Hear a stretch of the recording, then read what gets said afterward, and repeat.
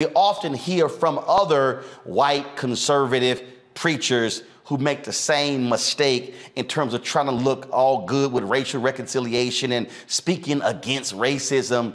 But it's amazing how they ignore a lot of other stuff that happens. But go ahead, let's start it right now.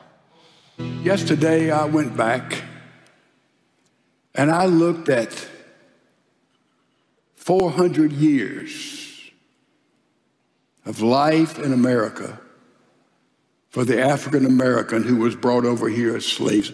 I sort of knew all that, but I didn't have any concept of the length of the bigotry, the prejudice, get ready to stop it, the inhumane way Americans treated fellow human beings made in the image of God. Because if you know your history, slaves first came over here in 1619, and I do not buy the 1619 phony history. That's not what I'm saying. But they came. Stop right there. Stop right there. Stop right there. First of all, Ed Young, y'all, is 86 years old. He was born in Mississippi. He pastored in South Carolina. How in the hell are you unaware of the treatment of African Americans in the United States? You were born and raised in Mississippi. Really? Now, y'all notice right there how he mentioned the first slaves coming in 1619, and then I don't mean that phony 1619 history project. Notice how he slid that in, okay? See, this is what they do. See, their anger is at Nicole Hannah-Jones and all the other folks who participated in that, because what folk like Ed Young don't like is the rest of the story. They don't want you to hear. And so maybe, Ed, the reason you didn't fully understand the depths and the treatment of Africa, how African Americans were being treated, because the 1619 Project didn't exist.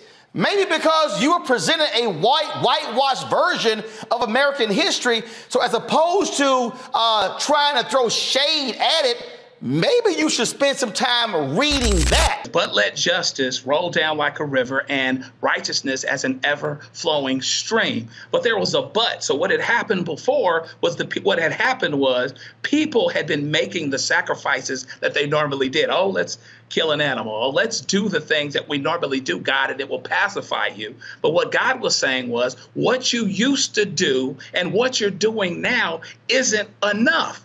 So let justice roll down like a river. You know, if there was this hypocrisy and this selective memory and this self-righteousness, frankly, despite the effort, some may call it effort, this is the reasons non-Christians won't become Christians. Got it. And I'm a Christian saying it. And so really, Martin was called a militant. Ask him. Let's ask Pastor how he felt about Martin when he died. He's old enough to be around. Was he actually reciting the words from I Have a Dream back in 1963? I bet you he wasn't. Does he have a picture of Jesus that is historically accurate visually today? Probably not. It might be that some people in his congregation, if they saw Jesus as Jesus was to be seen in the natural, they wouldn't even be followers. And so therefore, we are at a place where we have to be truthful. And even the Bible says, 2 Thessalonians 10, people have not a love of the truth. For that reason, they'll be sent strong delusion to believe the lie. At the end of the day, regardless of his effort, regardless of his intention, and in fact, I don't have a heaven or hell to put him in, and he might get the same grace that I'm in need. I know he needs it. But at the end of the day, he was wrong, and he was wrong from the pulpit, and he's aligned with Donald Trump, who calls 2 Corinthians 2 Corinthians. He's aligned with fascism, and he's aligned with a lack of truth. Going to truth will make people uncomfortable. Everybody celebrates Martin as if he lived a long life and they didn't kill him, but they did. The annual commemoration of Martin Luther King Jr.'s birthday often brings forth a torrent of quotes and nostalgic reflections on his profound impact on American society.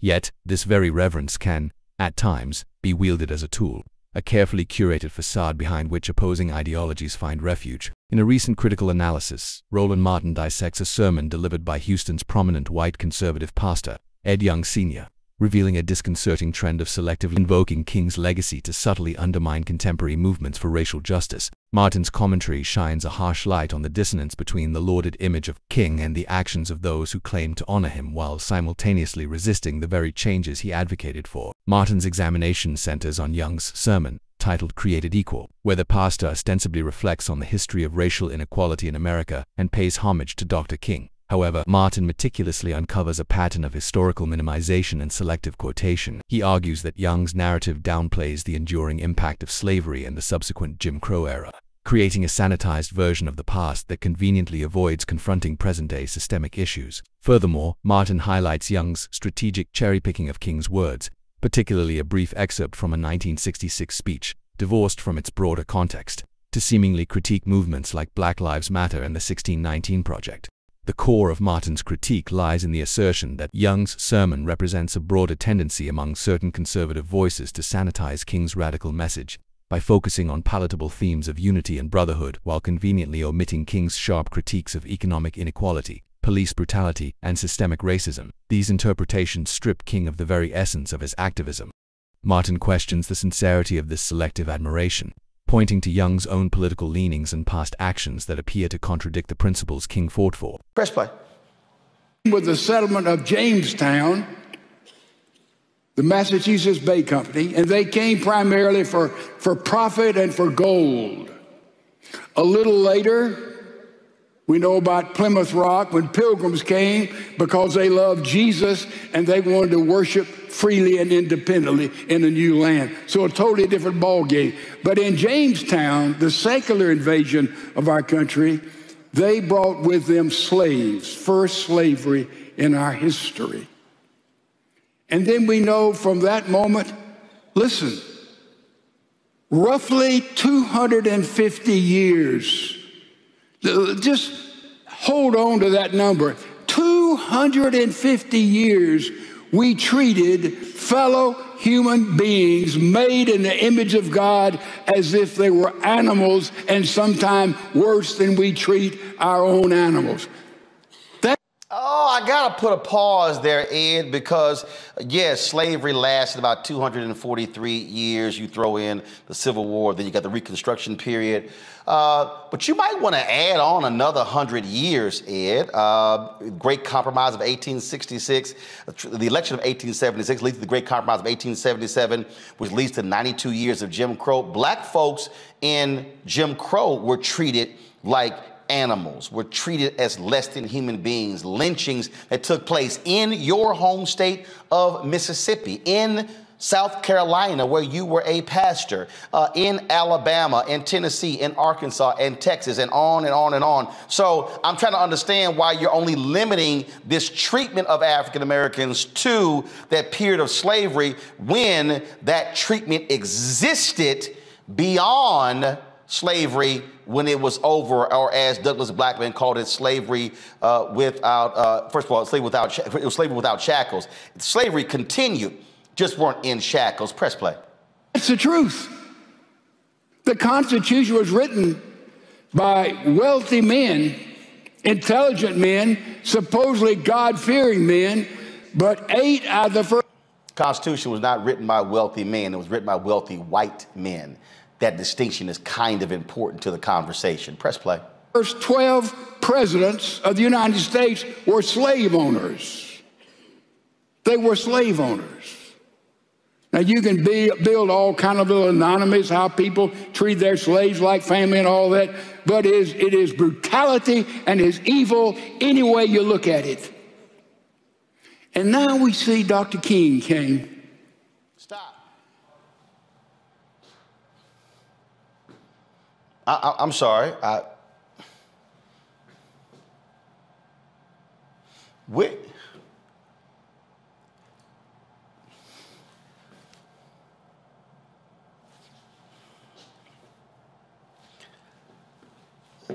We went from slavery to Dr. King.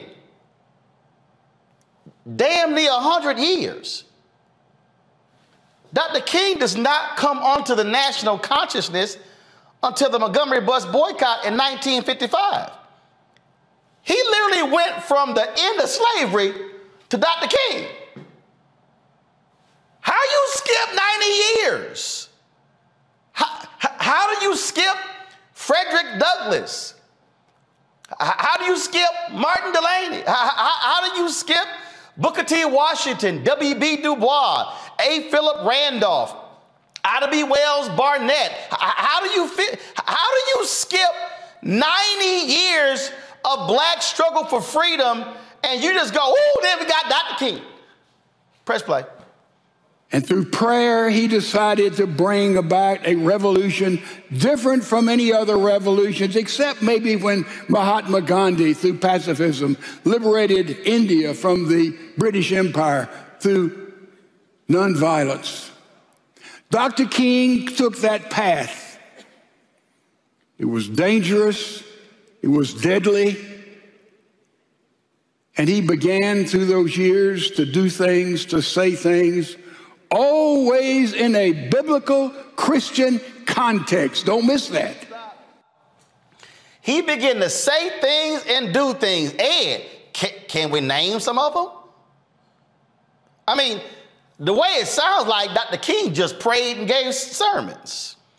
No, that was policy. There were things behind that. He was arrested. There were protests, and it wasn't just him. It was Thurgood Marshall and the NAACP Legal Defense Fund. It was Dr. Dorothy Height. It was James Farmer. It was Cord. It was SNCC. It was a plethora of individuals. It was, I mean, we can go, it was Ella Baker and others. It was Roy Wilkins. It was Whitney Young. I mean, we can go on and on with the folks who were involved in this. Come on, Doc. Press play. Don't miss that. Don't miss that. I submit to you that along with Billy Graham and maybe internationally Winston Churchill, Dr. Martin Luther King was the most influential individual in the 20th century by far. But Ed, tell your white congregants why. Go deeper. Ed, come on. If you're going to walk through scripture, walk through the text and the life of Dr. King. Sitting right here, Ed. 7 volumes of Dr. King's writings. The papers of Martin Luther King Jr. from Stanford University, Claiborne Carson, and others. 7 volumes. And not even all of his papers. The books he read. Doc, you got to go a little bit deeper than that, player. Go ahead, press play. He saved America. He preached the gospel. He was indeed a great man.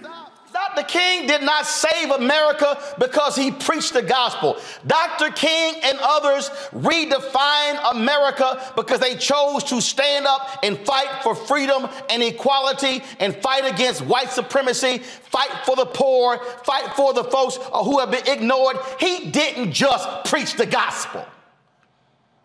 The Bible, Ed, says faith without works is dead. You can't stand before your congregation and give a sermon about Dr. King's faith and ignore his works and not mention that.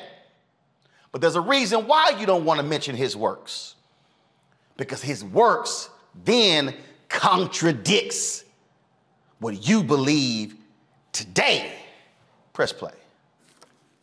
Martin Luther King speaking at Southern Methodist University 2 years before his assassination, 1966. He said a doctrine of black supremacy is just as dangerous as a doctrine of white supremacy. God is not interested in freedom of black men or brown men or yellow men. God is interested in the freedom of the whole human race. The creation of a society where every man will respect the dignity and worth of personality.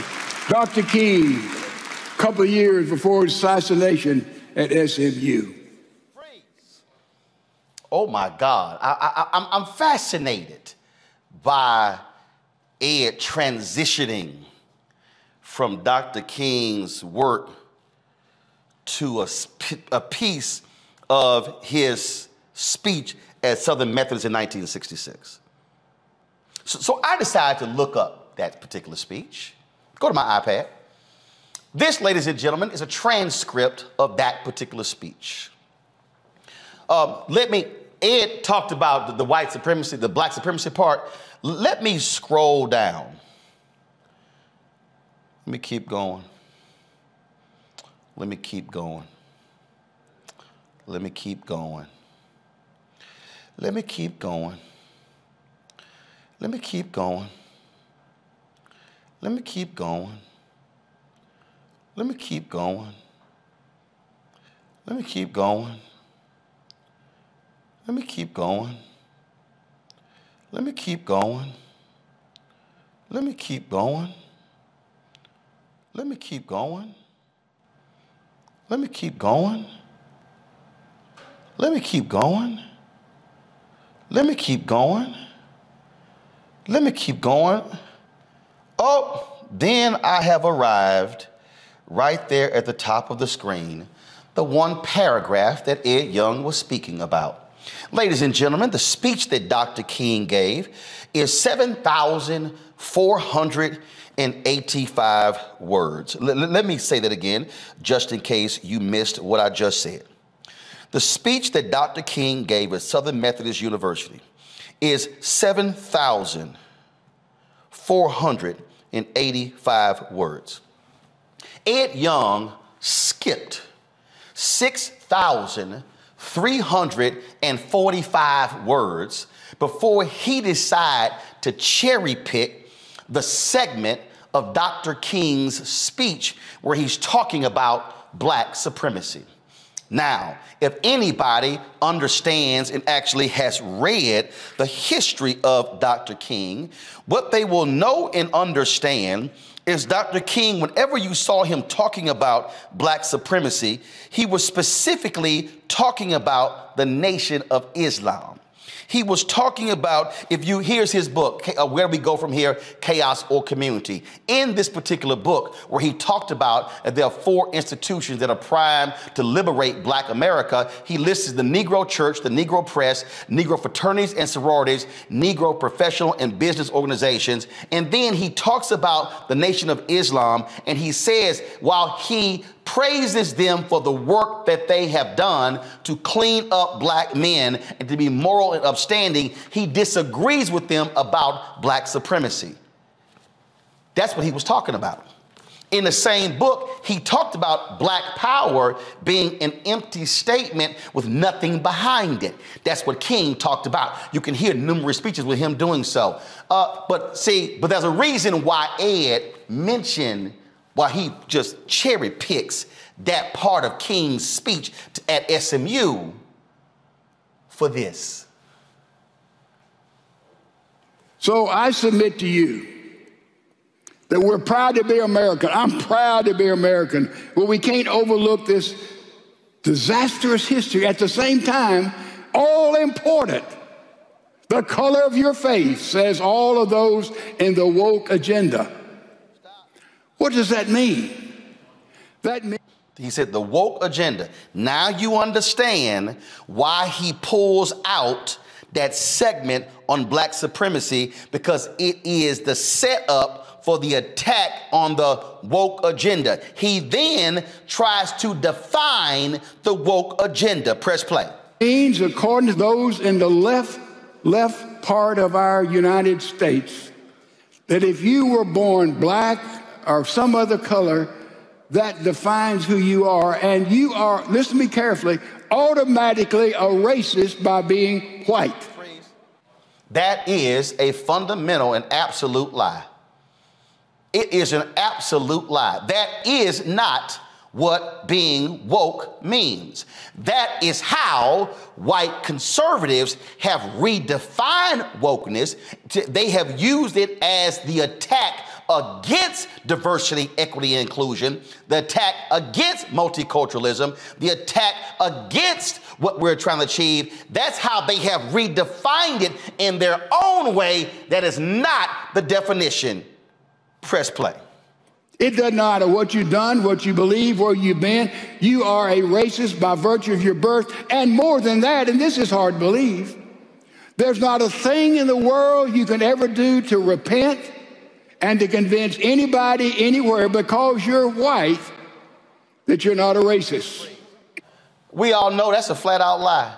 We've had Jane Elliott on this show. We've had Tim Wise on this show. We've had others on this show. We know that there are white brothers and sisters who are involved in the fight for equality. That is simply not true. We know for a fact James Reed was beaten to death. A pastor from Boston was beaten there in Selma, standing up for voting rights. We know white woman Viola Liuzzo from Michigan had her head blown off coming back from Montgomery back to Selma. We know, again, that other white folks who were killed during the civil rights movement, and we know folk today who are involved in protests, who are on the front lines, who are not black. Sorry, Ed, you simply are wrong, and that's a flat out lie. But when you have your own definition of wokeness, now we understand why you were utterly confused. Hit play. There's no redemption. You can be anti-racist, but you'll never reach the goal until you're still categorized like that. A leader of Black Lives Matter said, a matter of public record, anyone who waves an American flag by definition, whomever you are, you're a racist. Now, it's amazing how you could go to find Dr. King's speech and go down 6,000 plus words and pluck out a paragraph, but you can't name who this so-called Black Lives Matter leader is. Do you have a name, Ed? Are they actually a Black Lives Matter leader? Who? Are they a local person? Are they a national leader? Who really is the person you're quoting, Ed, so we can have the context? Oh, you just say a Black Lives Matter leader, it's a matter of public record. Nice try. We ain't falling for the banana in the tailpipe. Press play. Everything is tragically defined by racism. How different that is from Dr. Martin Luther King's understanding of the racial challenges we had in America then, and we progressed a great deal, but we still have some ways to go, but how far that we have come. You see, he would tell us, as we know, the color of your face doesn't determine your character and who you are, and really you'll discover doesn't say much about you and me. Did you know that all of our physical assets, ears, nose, mouth, body, make up 0.012 of who we are? Is that any big deal about you or about me? That color is all important of your skin? Did he just... So Dr. King didn't understand color? Dr. King didn't have an appreciation of blackness? Really, Ed?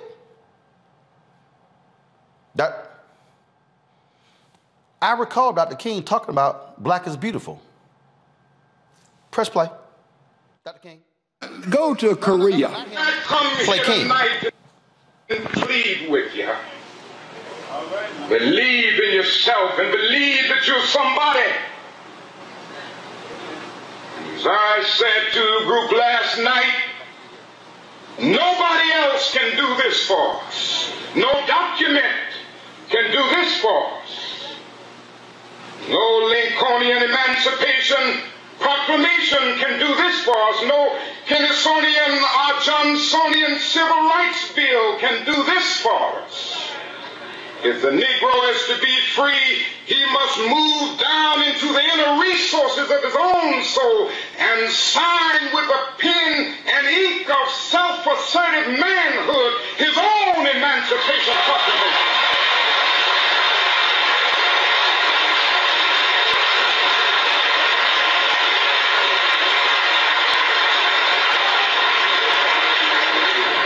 Don't let anybody take your manhood. Be proud of our heritage. As somebody said earlier tonight, we don't have anything to be ashamed of. Somebody told a lie one day. They couched it in language. They made everything black, ugly, and evil. Look in your dictionary and see the synonyms of the word black. It's always something degrading and low and sinister. Look at the word white. It's always something pure, high, and clean.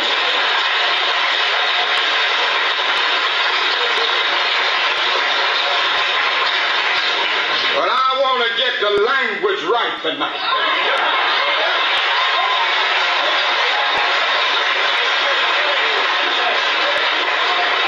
I want to get the language so right that everybody here will cry out, yes, I'm black, I'm proud of it, I'm black and beautiful.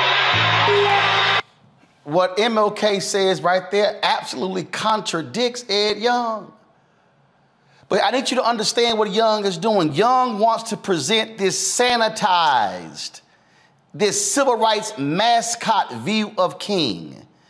He wants to strip Dr. King of his radicalness. He wants to take it away, and he wants to be somehow given credit for addressing the issue of race when, no, what you're doing is you are actually ignoring what King's life was actually all about, the issues he actually confronted and dealt with.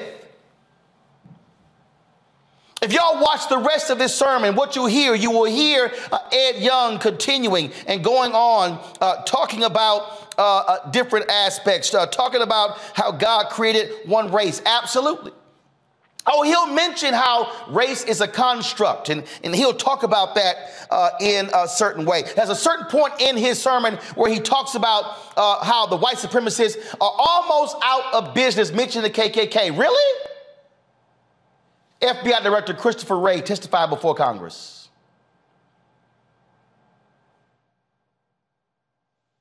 Play it. This is the FBI Director talking in the last couple of years. Listen. The HVE threat, the homegrown violent extremist threat, is the new normal, and it's created a new set of challenges, a much greater number of potential threats, each with far fewer dots to connect, and much less time to prevent or disrupt an attack. These folks are largely radicalized online by the global jihadist movement. We're also keeping our eye on domestic terrorism from people who've come up with their own customized belief systems and hope to advance them through violence. We have, through the third quarter of this fiscal year, had about, give or take, 100 arrests in the international terrorism side, which includes the homegrown violent extremism. This year. But we've also had just about the same number, again, don't quote me to the exact digit, on the domestic terrorism side. And I will say that a majority of the domestic terrorism cases that we've investigated are motivated by some version of what you might call white supremacist violence, but it includes other things as well. It's a huge chunk. Now, Ed Young, this idea that somehow we've eliminated that simply flies out the window because it's simply not true.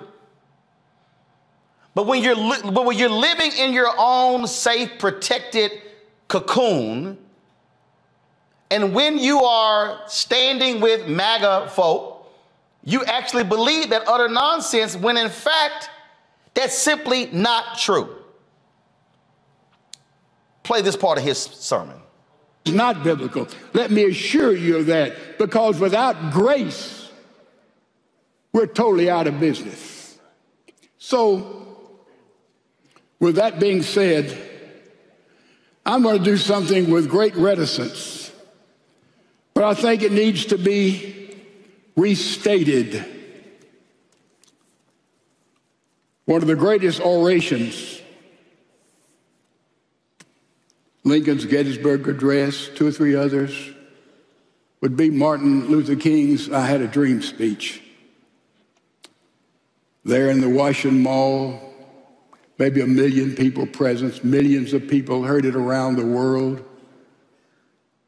And Martin Luther King dreamed of a certain kind of America. I think we were getting there with not fast enough.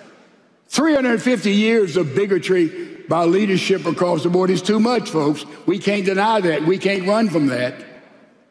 But we were getting there. And we're getting there because a lot of churches, Christians, that's how slavery got eliminated. In England, it was Wilberforce. And here it was Uncle Tom's Cabin. And here it was Henry Ward Beecher and others who stood against the evil and deadliness of racism. Oh yes, it was through the church when people awakened to see that in the Bible we are one in Jesus Christ, period, Selah. When they began to preach that and see that, that's where racism was eliminated and still being healed. But thank God, there's only one kind of slave we want to be. And that's a slave to the Lord Jesus Christ, where everybody... I got to freeze right there. Ed, do you deny the reality of how the white church continued racism after slavery? How the Southern Baptist Convention, what they did? How, in his own sermon, he actually contradicts it by saying when he passed a church in South Carolina, they had a sign where everybody wasn't welcome. And he said, no, that's not how I'm going to be leading this church. Doc, come on. You can't sit here and talk about how the church was the one that led the end of slavery. No, it was white men like John Brown who stood up against other white pastors who wanted to continue. Come on, Doc. We can't do that. And y'all, so you hear what he does. And so what he does is he continues in here, and then he goes on and he closes his sermon by reciting King's I Have a Dream, the I Have a Dream portion of King's speech. And see, this is the crux of what I'm talking about. See, this is what I'm talking about, the game that these white conservative preachers play in terms of how they love to play around. See, Ed, since you want scripture, Proverbs 12:17 said, a truthful witness gives honest testimony, but a false witness tells lies. Then it says, reckless words pierce like a sword, but the tongue of the wise brings healing. Truthful lips endure forever, but a lying tongue lasts only a moment. There is a deceit in the heart of those who plot evil, but joy for those who promote peace. Ed, you can't stand in front of the people and then recite the I Have a Dream portion of Dr. King's speech, but you ignore completely everything he said before that. You can't sit here and talk about, oh, how Dr. King wanted the racists to get along and his children and y'all, he starts crying and his congregation begins to stand up and they begin to clap and cheer and all that begins to happen. But how dare you as a Christian pastor give a 26-minute sermon extolling Dr. King? Not one time do you talk about what he stood against. Not one time do you recite the same speech where he talked about police brutality. He talked about voter suppression. He talked about the economic imbalance in this country. How can you sit here and even quote that particular speech that he gave at Southern Methodist University and totally look over the 6,000 other words he actually gave in the speech? Y'all, go to my iPad. If you actually look at the speech, Dr. King in the speech, he talks about the poor. He talks about voter suppression, still alive today. He talks about the economic imbalance when it comes to wages and jobs. He talks about all of those things. Yet I don't hear Ed Young talking about any of these issues. I don't hear him talking about what King was referencing. I don't hear him dealing with, in all of these volumes, the work King was talking about. Y'all go to YouTube. Ed Young has a speech called Socialism versus Capitalism, where he has some strong words against socialism. The same man who he praised in this sermon, guess what he called himself? A socialist. This book right here is called The Guaranteed Income. It is by Robert Theobald. This is the book. Reverend Al Sampson, who was one of 2 pastors personally ordained by Dr. King. This was the economic theory that the King believed in when it came to a guaranteed income. King said he was a socialist. But the same Ed Young has harsh words for socialists, yet he stands before the congregation, strips King of all of that to praise him, to make it sound like, oh, we all together. And if we could just love one another and just stand together. No, Ed, what it requires is for you to put some skin in the game. What it requires for you, Ed, is to not to drive your conservative theories when you at your church hosted Roy Moore Jr. when he was running against Doug Jones in the Alabama Senate. When you stood there and criticized the cash bail situation, blaming that for crime in the country, when you don't want to confront mass incarceration. Where are you, Ed Young, with the Poor People's Campaign and Reverend Dr. William J. Barber fighting for the 140 million poor and low-income folks in the country? You can't stand before the people and praise Dr. King and never mention the poor. You can't stand there and talk about how great and wonderful he was when literally the things that that man was fighting for then still exist today. You can't sit here and strip this man of who he was and how he spoke against the reality of how white folks thought. But, you know, maybe I just ought to just share just a couple of things, and I'm almost done. And I'm going to let the panelists comment, and then I'm going to go to my next guest. But I just want y'all to understand that, this is what King wrote. White Americans left the Negro on the ground and in devastating numbers walked off with the aggressor. It appeared that the white segregationists and the ordinary white citizen had more in common with one another than either had with the Negro. Same MOK. The same MOK, this is what he said. Overwhelmingly, America is still struggling with irresolution and contradiction. It has been sincere and even ardent in welcoming some change, but too quickly apathy and disinterest rise to the surface when the next logical steps are to be taken. Laws are passed in a crisis mood after a Birmingham or a Selma, but no substantial fervor survives the formal signing of legislation. The recording of the law in itself is treated as the reality of the reform. Same MOK, Ed Young. MOK writes, the real cost lies ahead. The stiffening of white resistance is a recognition of that fact.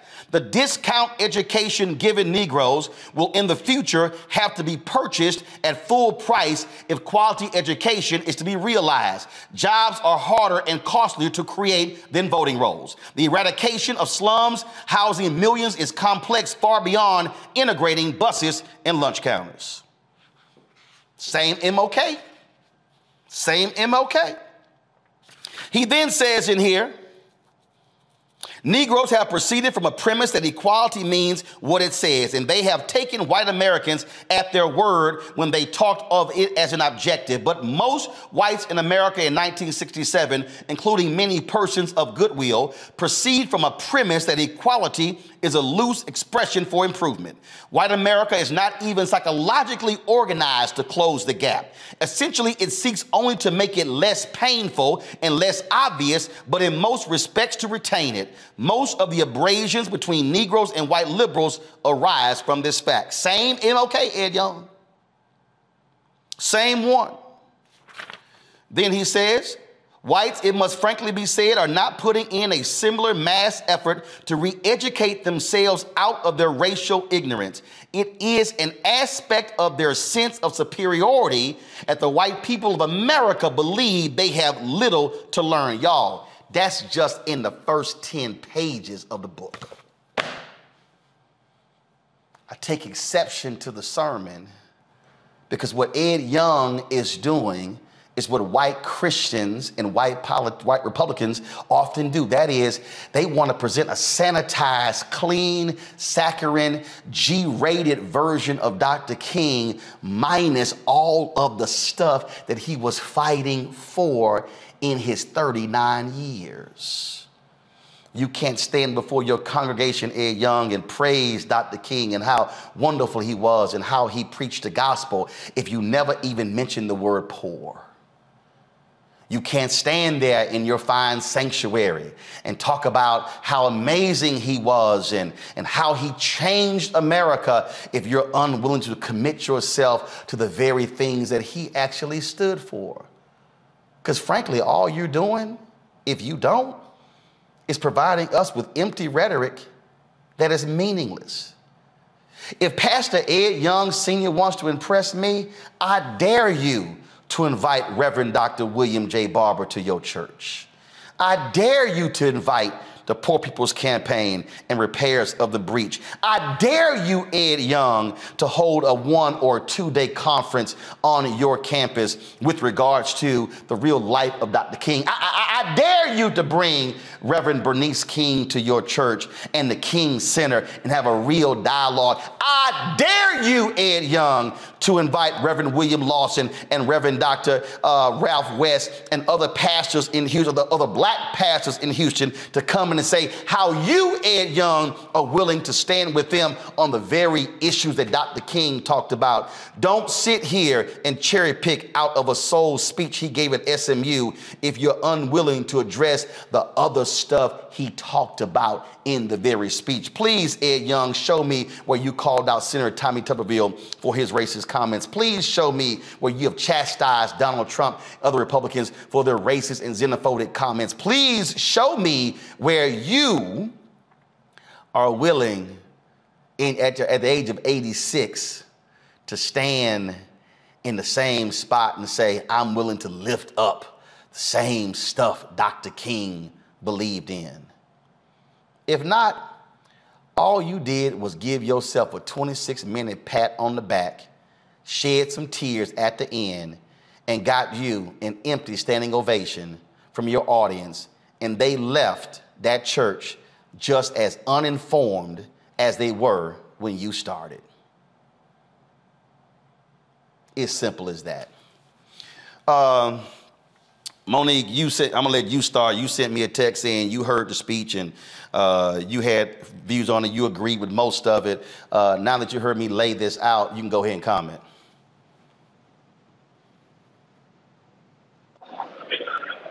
Yeah, I don't know that there's ever been a single topic about which we've disagreed more.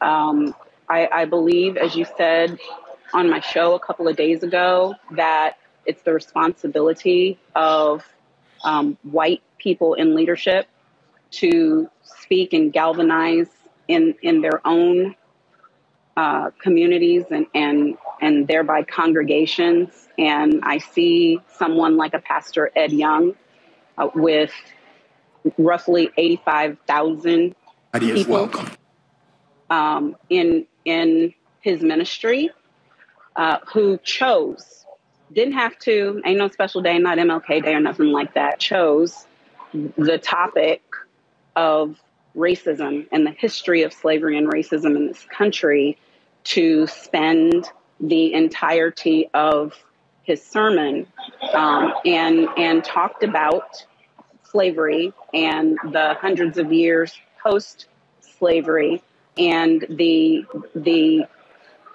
hideous actions of the founders of this country and of those who led our country for hundreds of years thereafter. He mentioned a part that was not included in what you covered, that he is not opposed to even legislation that promotes equality.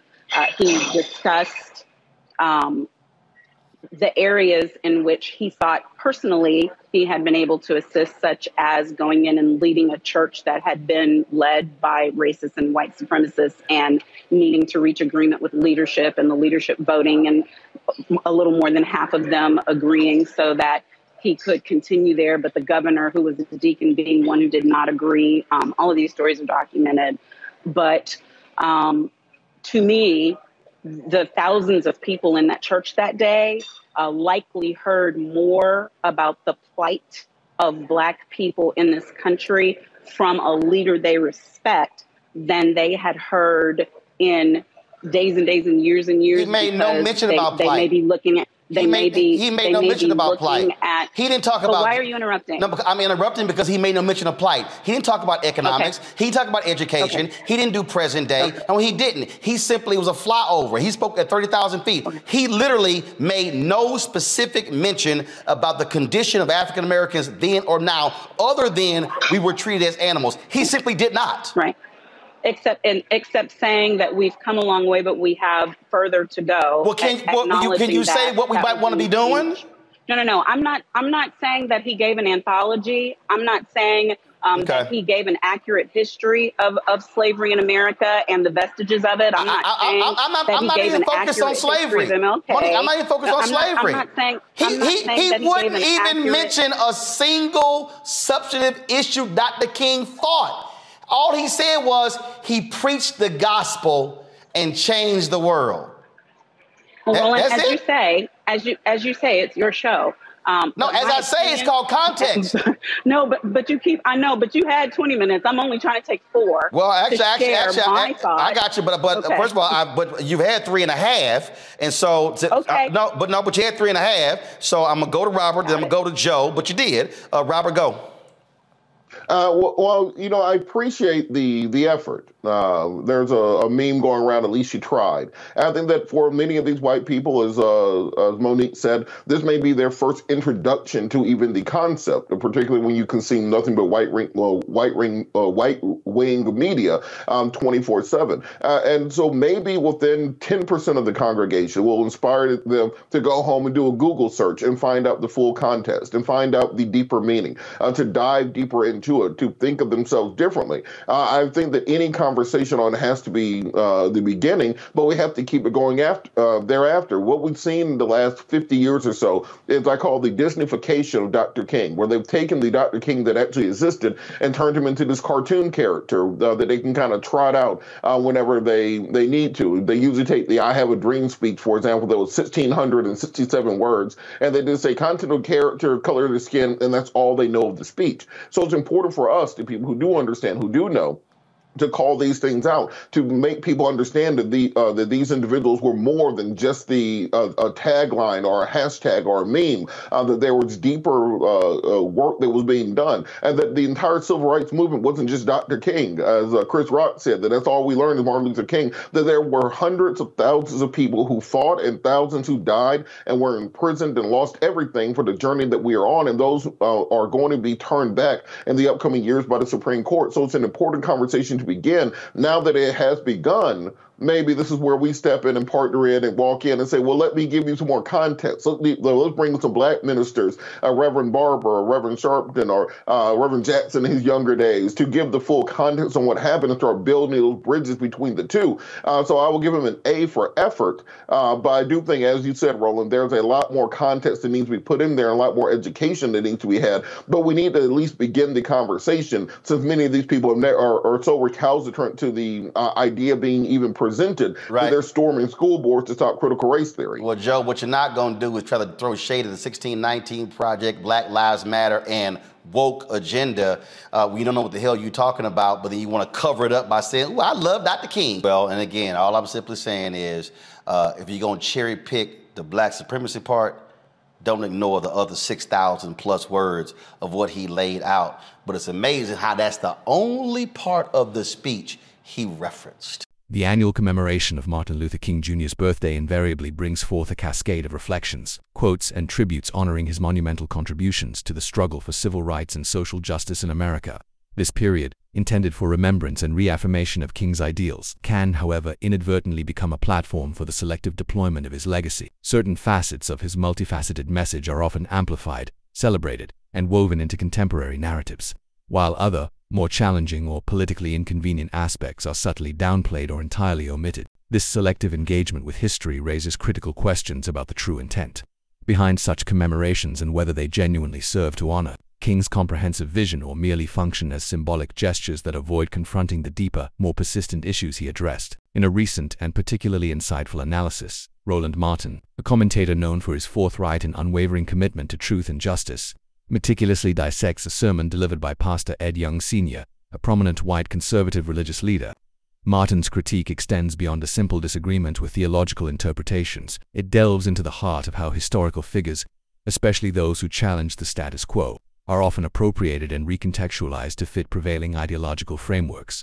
Martin's examination reveals a potentially troubling trend wherein the palatable aspects of King's message, such as his calls for unity and brotherhood, are emphasized, while his more radical critiques of systemic inequality, economic injustice, and the slow pace of societal change are conveniently overlooked. This selective portrayal risks sanitizing King's legacy, transforming him into a more comfortable and less challenging figure for those who may not fully embrace the transformative implications of his complete vision. Young's sermon, centered around the theme of equality, ostensibly aims to pay homage to the enduring legacy of Dr. King. However, Martin's detailed deconstruction of the sermon's content and its omissions suggests a narrative that may inadvertently minimize the profound, lasting impact of historical racial oppression in the United States by potentially glossing over the brutal realities and intergenerational consequences of slavery and the subsequent era of Jim Crow segregation.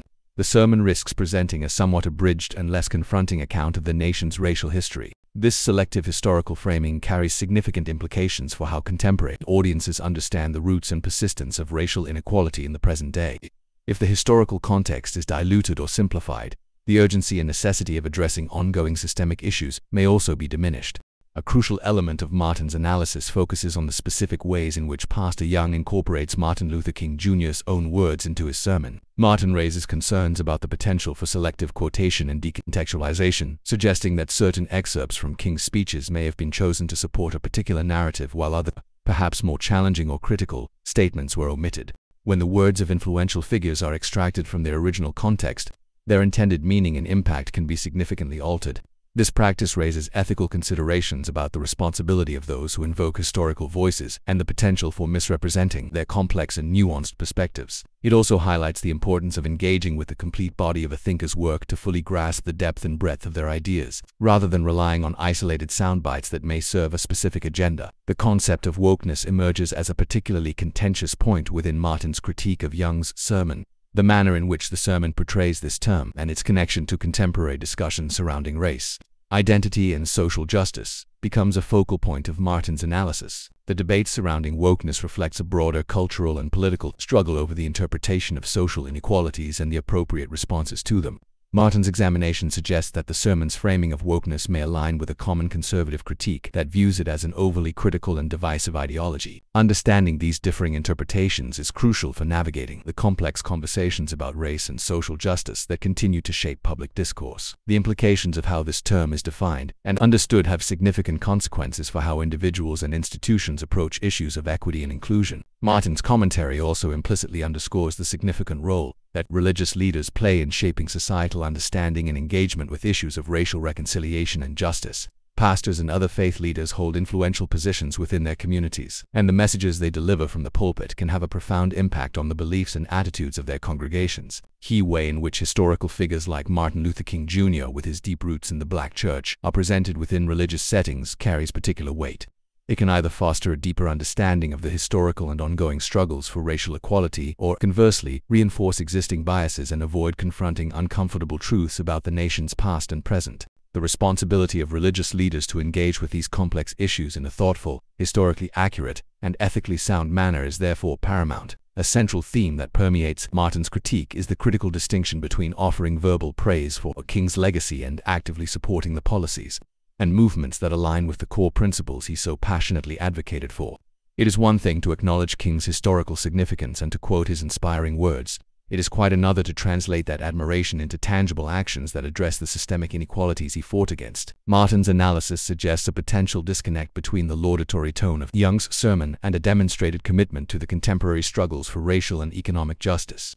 This raises fundamental questions about the sincerity and the effectiveness of commemorations that are not accompanied by a willingness to challenge the status quo and to actively work towards the realization of King's vision of a more just and equitable society. The implication is that true honor requires more than just words. It demands a consistent and courageous engagement with the ongoing fight for equality. The tendency to selectively emphasize certain aspects of Martin Luther King Jr.'s multifaceted dream, such as the ideal of racial harmony and a colorblind society, while simultaneously downplaying his sharp critiques of systemic racism, economic exploitation, and the urgent need for transformative social change, presents a potentially sanitized and incomplete version of his radical vision. While the aspiration for racial harmony is undoubtedly a crucial element of King's message, it cannot be divorced from his analysis of the deep-seated structural inequalities that perpetuate racial disparities.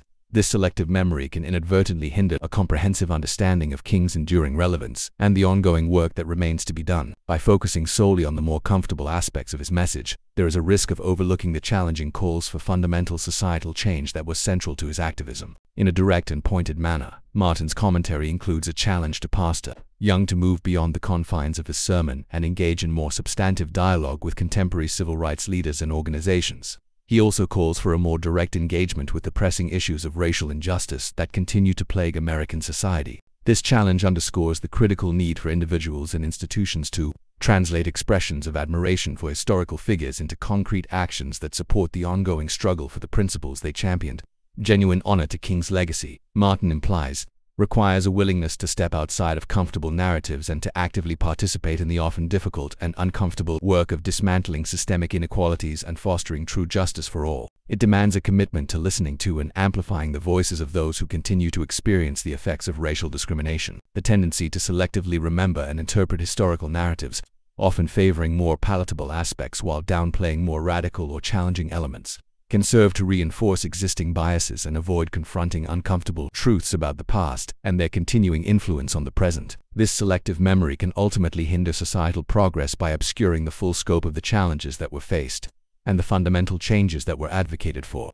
It is therefore crucial to approach the legacies of such figures with a commitment to historical accuracy and a willingness to grapple with the complexities and nuances of their ideas and actions. Ultimately, Roland Martin's commentary on Pastor Ed Young's sermon serves as a powerful and timely reminder that the legacy of Martin Luther King, Jr. is not a static monument to be admired from a safe distance, but rather a dynamic and ongoing call to action that demands continuous engagement and a steadfast commitment to the very principles of justice, equality, and liberation for which he lived and ultimately sacrificed his life. The selective appropriation and sanitization of his message, as meticulously exposed by Martin, represent not only a disservice to his profound memory, but also a significant impediment to the realization of his enduring dream. The crucial lessons derived from this insightful critique underscore the urgent need for historical accuracy, intellectual honesty, and courageous action in the persistent pursuit of racial justice and genuine equality for all members of society. Only through a comprehensive and unflinching engagement with the full scope of King's transformative vision can we truly honor his legacy and work towards building the just and equitable society he so passionately envisioned.